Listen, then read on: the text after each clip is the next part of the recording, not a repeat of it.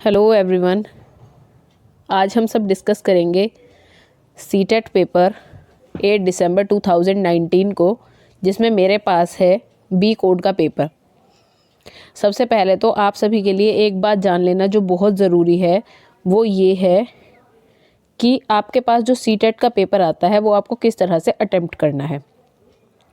अगर आप लोगों ने लैंग्वेज 1 में इंग्लिश सेलेक्ट की है, लैंग्वेज 2 में हिंदी सेलेक्ट की है, तो आप क्वेश्चन नंबर 91 से 120 तक के जो क्वेश्चंस आ रहे हैं इंग्लिश और हिंदी के, उसमें आप सिर्फ इंग्लिश के पेपर को अटेम्प्ट करेंगे, यानी इंग्लिश के क्वेश्चंस अटेम्प्ट करेंगे। हिंदी आपको अटेम्प्ट नहीं करनी है अगर आपने फर्स्ट लैंग्वेज इंग्लिश सेलेक्ट की है। और फिर जो लैंग्वेज 2 में हिंदी है आपको वो अटेम्प्ट करनी है, जो क्वेश्चन नंबर 121 से 151 के बाद उसमें जो हिंदी आएगी। अगर आपकी फ़र्स्ट लैंग्वेज हिंदी है तो फिर आप लैंग्वेज 1 में हिंदी अटेम्प्ट करेंगे और लैंग्वेज 2 में इंग्लिश अटेम्प्ट करेंगे। इसके सिवा बाकी अगर आपने मैथमेटिक्स को सिलेक्ट किया है तो आप मैथमेटिक्स करेंगे।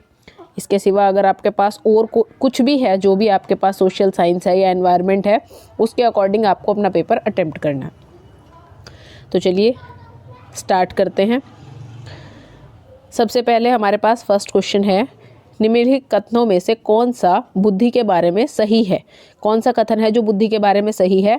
इसका आंसर हो गया 3। बुद्धि बहुआयामी है और जटिल योग्यताओं का एक समूह है।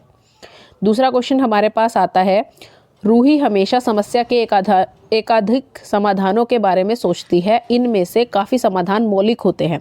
तो रूही किन विचारों का प्रदर्शन कर रही है? इसका आंसर है हमारे पास सृजनात्मक विचारक। उसके बाद है, आकलन का प्राथमिक उद्देश्य क्या होना चाहिए। आकलन का प्राथमिक उद्देश्य क्या होना चाहिए? इसका आंसर आ जाता है हमारे पास आंसर नंबर 1, संबंधित अवधारणाओं के बारे में बच्चों की स्पष्टता तथा भ्रांतियों को समझना। चौथा है हमारे पास, एक समावेशी कक्षा में एक शिक्षक को विशिष्ट शैक्षिक योजनाओं को क्या करना चाहिए? इसका आंसर 2 हो जाता है, सक्रिय रूप से तैयार करना चाहिए। क्वेश्चन नंबर 5 है आपके पास, पठन वैकल्प बच्चों के प्राथमिक लक्षण क्या है? इसका आंसर आता है हमारे पास न्यून अवधान विकार, ऑप्शन नंबर 4। उसके बाद छठा प्रश्न है हमारे पास, शिक्षा का अधिकार अधिनियम 2009 में उल्लेख की गई समावेशी शिक्षा की अवधारणा निम्नलिखित में से किस पर आधारित है? इसका आंसर है हमारे पास नंबर 3, मुख्यतः व्यावसायिक शिक्षा उपलब्ध करा करके अशक्त बच्चों को मुख्य धारा में शामिल करना।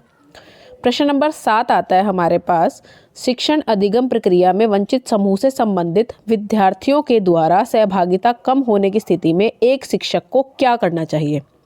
इसका आंसर है हमारे पास नंबर 3, अपनी शिक्षण पद्धति पर विचार करना चाहिए और बच्चों की सहभागिता में सुधार करने के लिए नए तरीके ढूंढने चाहिए। अब हमारे पास आता है प्रश्न 8। प्रश्न 8 है, अनेक घटनाओं के बारे में बच्चों के द्वारा बनाए गए सहज अनुभूत सिद्धांतों के संदर्भ में एक शिक्षिका को क्या करना चाहिए? तो इसका उत्तर है हमारे पास प्रतिकूल प्रमाण एवं उदाहरणों को प्रस्तुत करके बच्चों के इन सिद्धांतों को चुनौती देनी चाहिए। प्रश्न नंबर 9 आता है हमारे पास, छात्र केंद्रित शिक्षा शास्त्र की क्या विशेषता है? इसका आंसर है हमारे पास योग्यताओं के आधार पर विद्यार्थियों को नामांकित करना और उनका वर्गीकरण करना। 10वां प्रश्न है, संवेग एवं संज्ञान एक दूसरे से क्या हैं? इसका उत्तर है हमारे पास 2, सन्निहित। प्रश्न नंबर 11 आता है, संरचनावादी ढांचे में अधिगम प्राथमिक रूप से क्या होता है? 3, इसका उत्तर है अवबोधन की प्रक्रिया पर केंद्रित होता है। प्रश्न नंबर 12 है हमारे पास, विद्यार्थियों को स्पष्ट उदाहरण एवं गैर उदाहरण देने के लिए क्या परिणाम है? इसका आंसर आता है हमारे पास, यह अवधारणात्मक समझ के बजाय कार्य विधिक या प्रक्रियात्मक ज्ञान पर ध्यान केंद्रित करता है। प्रश्न नंबर 13 है, बच्चों को अधिगम गतिविधियों में भागीदारी करने के लिए लगातार पुरस्कार देना और दंड का प्रयोग करने से क्या प्रभाव पड़ता है? तो इसका उत्तर है हमारे पास, यह बच्चों को प्रदर्शन आधारित लक्ष्यों के बजाय निपुणता पर ध्यान देने के लिए प्रोत्साहित करेगा। प्रश्न नंबर 14 है, संरचनावादी सिद्धांतों के अनुसार अधिगम के बारे में निम्नलिखित कथनों में से कौन सा सही है? तो इसका उत्तर है हमारे पास उत्तर नंबर 3, अधिगम सक्रिय विनियोजन के द्वारा ज्ञान की संरचना की एक प्रक्रिया है। प्रश्न नंबर 15 है, शिक्षक बच्चों की जटिल अवधारणाओं की समझ को किस प्रकार सहज कर सकते हैं? तो प्रश्न नंबर 15 का उत्तर है 3, अन्वेषण एवं परिचर्चा के लिए अवसर उपलब्ध करके। प्रश्न नंबर 16 क्या है? एक प्राथमिक विद्यालय की अध्यापिका बच्चों को एक प्रभावशाली समस्या समाधानकर्ता बनने के लिए किस प्रकार से प्रोत्साहित कर सकती है? तो इसका उत्तर है हमारे पास उत्तर नंबर 3, बच्चों को सहज अनुभूत अनुमान लगाने के लिए प्रोत्साहित करके और उसी पर आधारित विचार मंथन करके। प्रश्न नंबर 17 है हमारे पास, निम्नलिखित में से कौन सी प्रथाएं सार्थक अधिगम को बढ़ावा देती हैं? तो इसका उत्तर है हमारे पास दूसरा और तीसरा, यानी कि सहयोगात्मक अधिगम, पर्यावरण और तत्व एवं समग्र मूल्यांकन। ये दोनों चीज़ें होनी ज़रूरी हैं। उसके बाद है हमारे पास, निम्नलिखित में से कौन सा विकास का सिद्धांत नहीं है? तो इसका उत्तर है हमारे पास विकास सार्वभौमिक है और सांस्कृतिक संदर्भ इसे प्रभावित नहीं करते। अगला प्रश्न आता है हमारे पास, व्यक्तित्व विभिन्नताओं का प्राथमिक कारण क्या है? तो इसका उत्तर है हमारे पास 4 लोगों के द्वारा माता पिता से प्राप्त आनुवंशिक संकेत पद्धति। अगला है आपके पास, निम्नलिखित में से कौन सा द्वितीयक समाजीकरण एजेंसी का उदाहरण है? उसका उत्तर है परिवार एवं पास पड़ोस। अगला प्रश्न आता है हमारे पास, निम्नलिखित अवधि में से किसमें शारीरिक वृद्धि एवं विकास तीव्र गति से घटित होता है? किसमें शारीरिक वृद्धि और विकास तीव्र गति से घटित होता है, यानी तेजी से होता है?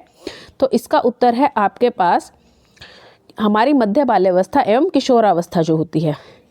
ठीक है। उसके बाद आता है, निम्नलिखित में से कौन सी लॉरेंस कोलबर्ग के द्वारा प्रस्तावित नैतिक विकास की एक अवस्था है?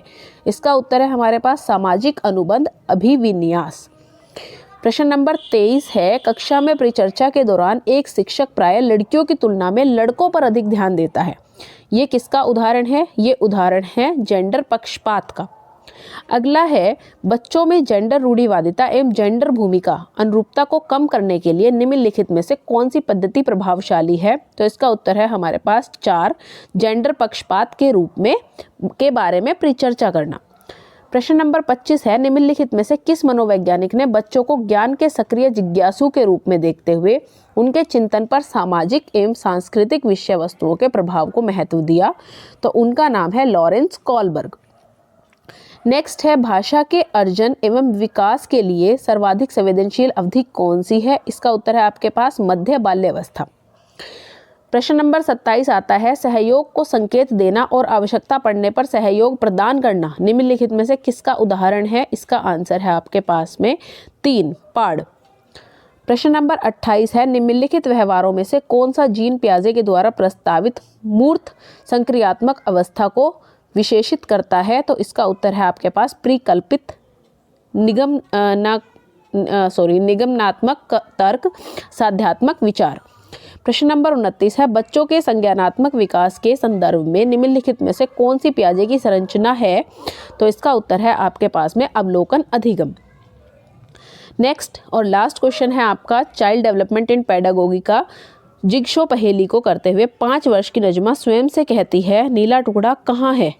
नहीं, यह वाला नहीं, गाढ़े रंग वाला नीला जिससे यह जूता पूरा बन जाएगा। इस प्रकार की व्यवस्था को वाइगोस्टकी किस तरह से संबोधित करते हैं? आत्म केंद्रित वार्ता के रूप में वो संबोधित करते हैं। आज की अपनी वीडियो में हमने डिस्कस किया चाइल्ड एंड पेडागोगी पोर्शन 8 दिसंबर 2019 के पेपर का। अपनी अगली वाली वीडियो में हम डिस्कस करेंगे मैथमेटिक्स और साइंस के पोर्शन को जो पेपर में आता है। तो मेरे साथ जुड़े रहिए और कंटिन्यू वीडियोस देखते रहिए। Thank you so much.